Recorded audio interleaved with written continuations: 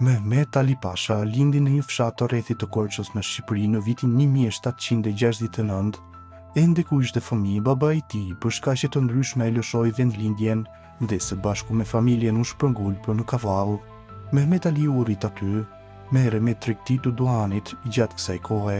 Veç kësaj ai posedonte edhe talent ushtarak dhe luftarak, që ishte një talent dhe karakter natyror i tij.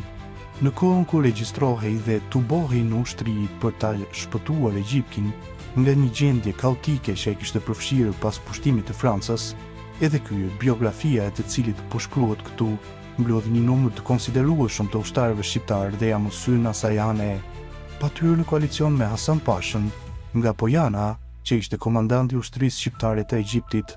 Në disa luftra që ndodhen, sidomos në luftën e Ebukirit, tregoi një trimëri të jashtëzakonshme, me që rast fitoi nder, respekt dhe simpati të madhe.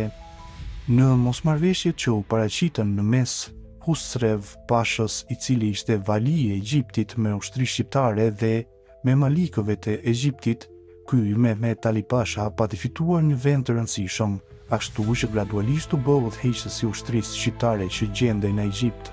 Këtë fuqi filloi ta përdorte ashtu si dëshironte. Husrev Pasha, duke mos mundur të fitojë në këtë mosmarrëveshje, u dobësua. Kur udhëheqja e Egjiptit ishte në një gjendje të çlegullt dhe me shumë ngatresa, Mehmet Aliu e mori ushtrinë në dorë, kurse Husret Pashën e detyroi të rishej nga punët kryesore. Pasi mori në dorë udhëheqjen e vendit dhe pasi me lehtësi ktheu qetësinë e plot në vend, cilësia e tij u paraqiti porta e lartë. Për kryerjen dhe vendosjen e rregullit të disiplinës dhe qetësisë në vendet e Egjiptit, porta e lartë nuk mundi të gjejë rrugë dhe zgjidhje më të mirë se sa ta emëroi Mehmet Aliun vali të Egjiptit.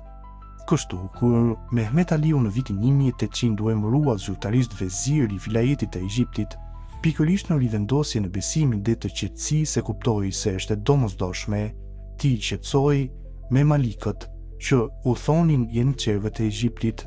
Pasi pati sukses në këtë çështje, si hap të parë mori iniciativën që në të gjithë territorin islam të konsolidojë ushtrinë.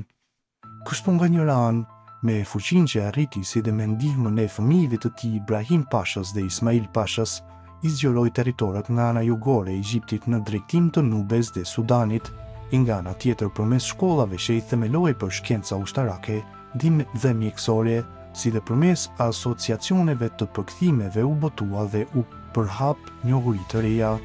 Njerëzit e aftë dhe dietarët me njohuri shkencore dhe industriale që i morin nga Europa i dhanë mund të jashtëzakonshëm në zhvillimin e industrisë dhe bujqësisë, gjë që për një kohë shumë të shkurtër e gjallëroi luginën e Nilit dhe vendit më të pazhvilluara të Egjiptit dhe shtoi mbjelljen e llojshmërive të prodhimit bujqësor, oriz, pambuk, panxar sheqer dhe njëkohësisht hapi shumë fabrika. Disa mijëra njerëz i arritën të ardhurat e tyre në një shkallë që nuk do të mund të shpresohej, pagat e të cilëve deri në atë kohë nuk do të mjaftonin vetëm për të paguar ushtarët dhe prorët e tyre. Kështu shtetet e Egjiptit e solli në gjendjen e një shteti të madh me tokë të punueshme pjellore në atë kohë, dhe habitët ishin shtrirë në shumë vende të gadishullit arabik, me që prej tyre ishin rrëzuar edhe vendet e Hijazit, pas urdhri që e mori nga porta e lartë e drejtoi ushtrinë nga ato anë, ku pastaj vetë u kthye, por aty si zëvendës i la djalin e vet Ibrahimin, i cili, duke u përpjekur 6 vjet rresht e theu forcën dhe shkatroi organizatën e tyre. Mirë po, gjithnjë frigohej nga ata. Edhe në revolucionin e Greqisë, Ibrahim Pashën e dërgoi me ushtrinë egjiptiane në More. Aty u detyrua të shndrojë 3 vjet me qëllim që të kthehej qetësisht dhe të shkruaj kryengritjen. Me rastin e një havarie, ju pa djegur flota. Pas këtyre rezultateve nga ana e shtetit ju dhanë të drejtat e qeverisë dhe si udhëhesën e Kretës. Më në fund, porta e lartë ja vërtetoi dhe ja pranoi të qenë trashëgimtar në gjeneratën e vilajetit të Egjiptit të Mehmet Ali Pashës. Duke filluar nga ajo kohë, ishte i angazhuar t'i udhëheqë mirë të gjitha vendet e Egjiptit dhe ato që i pustoi në drejtim të Sudanit, pat sukses në shumë reforma dhe në zhvillimin e vendit.